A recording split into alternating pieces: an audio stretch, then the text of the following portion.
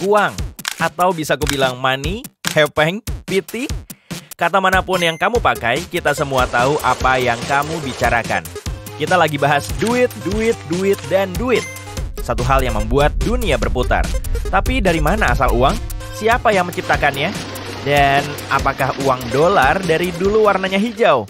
Mari kita cari tahu sejarah uang dan lihat apa yang bisa kita temukan. Sebelum mulai, kita perlu menetapkan sesuatu. Uang adalah alat yang kita gunakan untuk menukar nilai barang atau jasa dalam masyarakat modern. Bagi kebanyakan kita, ini berupa angka yang tertulis di aplikasi bank. Tapi nggak selalu seperti itu tentunya. Sebelum kita menciptakan uang dan memberinya nilai standar, dahulu kita melakukan barter. Ini terjadi di peradaban kuno, lebih dari 8.000 tahun yang lalu. Orang-orang dahulu biasa berdagang secara langsung, menggunakan barang-barang yang berlebih. Bayangkan, kamu adalah seorang peternak domba dan produksi woolmu musim ini lebih dari cukup untuk kamu dan seluruh keluarga. Jadi, hasil panen produkmu berlebihan. Tapi, kamu nggak menanam kentang dan kamu membutuhkan kentang untuk makan sehari-hari. Untungnya, tetanggamu Johnny menanam kentang dan dia membutuhkan wool untuk membuat pakaian musim dinginnya. Kalian pun bertukar barang atau barter dan semua orang senang.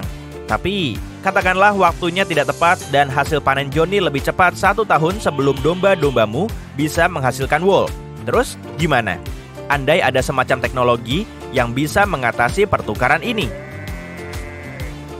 Peradaban kuno seperti Mesopotamia menyadari bahwa masalah seperti ini sering terjadi. Jadi, mereka memulai jenis pembukuan yang berevolusi menjadi sesuatu yang sekarang kita kenal sebagai akuntansi. Dengan cara ini, pihak berwenang resmi akan mencatat siapa yang berutang kepada siapa dan berapa banyak. Awalnya, mereka mencatat hal-hal seperti gandum, wool, dan ternak. Seperti di batu berukir indah ini yang berfungsi sebagai tanda terima untuk pertukaran lembu.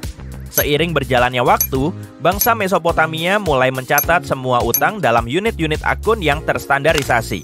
Percaya nggak percaya, satuan hitung pertama yang terstandarisasi adalah shekel biji-bijian dan cangkang kerang.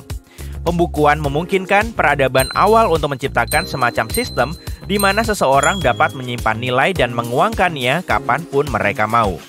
Sebagai catatan, kita menciptakan tulisan supaya kita bisa melacak pertukaran komersial ini. Dan begitulah uang pun lahir. Tapi pada saat itu, uang masih belum berbentuk koin, melainkan berupa kata-kata akuntan tentang berapa banyak nilai yang telah ditabung seseorang dan bisa ditukar untuk apa.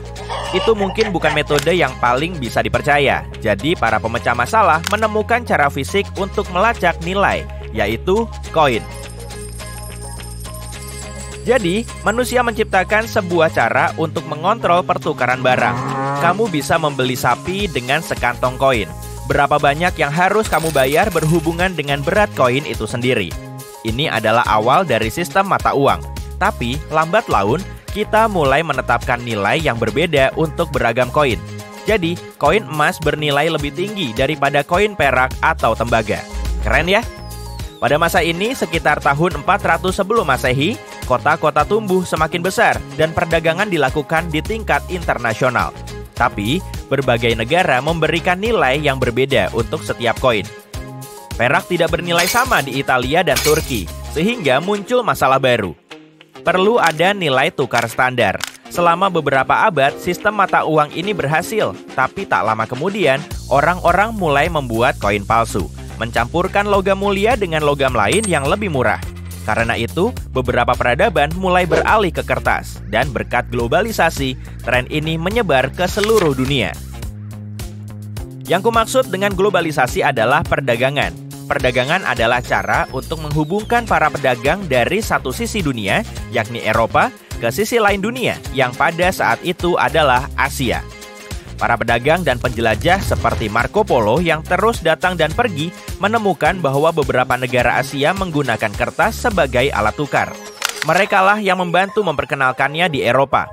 Pada abad ke-17 Masehi, bank-bank Eropa pertama menerbitkan uang kertas dan tren ini mulai populer. Kamu tahu pepatah yang mengatakan uang tidak tumbuh di pohon?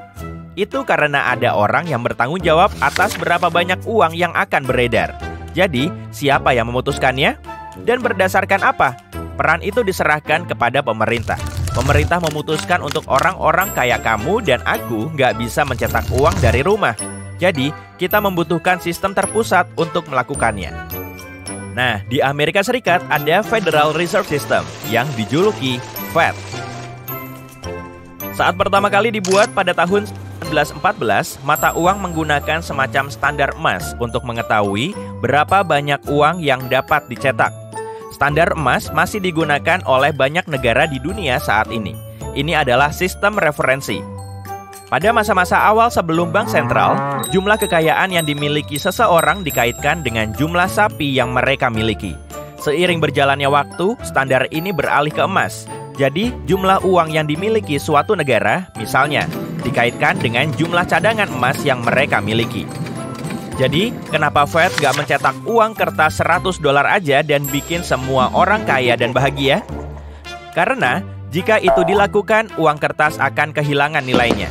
Ini adalah proses yang dikenal sebagai inflasi, di mana dibutuhkan lebih banyak uang untuk membeli lebih sedikit barang.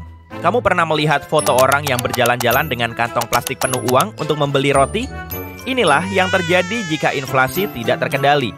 Harga-harga barang melambung tinggi, dan kamu butuh lebih banyak uang untuk membeli barang yang sama. Jadi, uang kertas cukup nyaman digunakan dalam transaksi sehari-hari, untuk membayar taksi atau membeli camilan. Tapi beda lagi kalau jumlah yang harus kamu bayar lebih besar.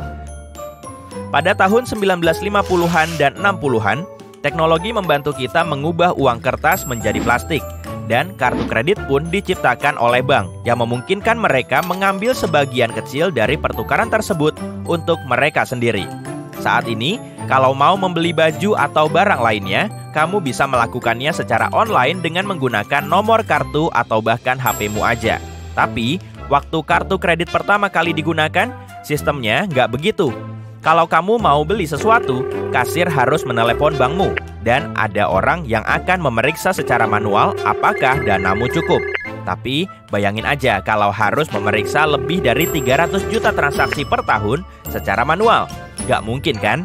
Untungnya, kemajuan teknologi mengiringi pertumbuhan sistem keuangan. Jadi, bank mulai menggunakan IT untuk melakukan pengecekan dana untuk kita. Saat ini, bank menggunakan komputer mainframe besar untuk mengelola semua transaksi kartu. Teknologi ini sangat canggih sehingga diprogram untuk memahami perilaku konsumen pribadi. Dengan begini, bank bisa memblokir kartumu kalau mereka mencurigai ada pembelian yang tidak dilakukan olehmu. Bagus, terima kasih komputer. Semua uang yang beredar di dunia diperkirakan berjumlah sekitar 400 triliun dolar. Jumlah ini akan bertambah menjadi 1,3 kuadriliun dolar jika kita memperhitungkan investasi dan mata uang digital, yang oleh sebagian orang disebut sebagai masa depan uang. Kita sudah membahas tentang bagaimana IT merevolusi sistem keuangan. Saat ini kita punya sesuatu yang disebut mata uang kripto seperti Bitcoin. Perlu diingat bahwa tidak semua mata uang kripto adalah Bitcoin. Tapi Bitcoin lah yang pertama kali dibuat pada tahun 2009 oleh seorang programmer komputer anonim atau sekelompok programmer yang dikenal sebagai Satoshi Nakamoto.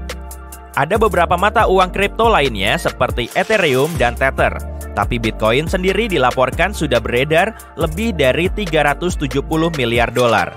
Jadi, apa itu mata uang kripto dan kenapa semua orang membicarakannya? Kripto menjadi populer di kalangan orang-orang tertentu karena ini seperti mata uang yang berorientasi pada manusia. Mata uang ini nggak seperti sistem perbankan tradisional. Orang yang mengurusnya adalah orang yang menggunakannya. Nilainya nggak disimpan dalam brankas fisik, tapi di cloud yang dijalankan komputer. Kripto juga nggak diterbitkan oleh bank sentral seperti halnya dolar, dan nggak ada standar emas yang mendasari nilainya. Kripto diciptakan oleh proses yang disebut penambangan atau mining. Pada dasarnya, ini adalah sekumpulan perangkat lunak komputer yang memecahkan masalah matematika yang sangat sulit. Komputer pertama yang berhasil memecahkan masalah tersebut akan memenangkan perlombaan dan menciptakan Bitcoin. Tapi nilainya adalah masalah kepercayaan di antara para pengguna, bukan berdasarkan standar seperti emas. Kalau kamu pikir ini kedengaran agak rumit, ya memang benar. Dan seperti inovasi lain sebelumnya, kayak koin dan kartu kredit mula-mula, ini akan membutuhkan waktu sebelum terbukti menjadi sesuatu yang dapat diterima oleh sebagian besar masyarakat. Jadi, apapun kamu menyebutnya, uang, cash, duit, hepeng, pitih, kocek, dana, saldo, atau bahkan simoleons, money memang membuat dunia berputar.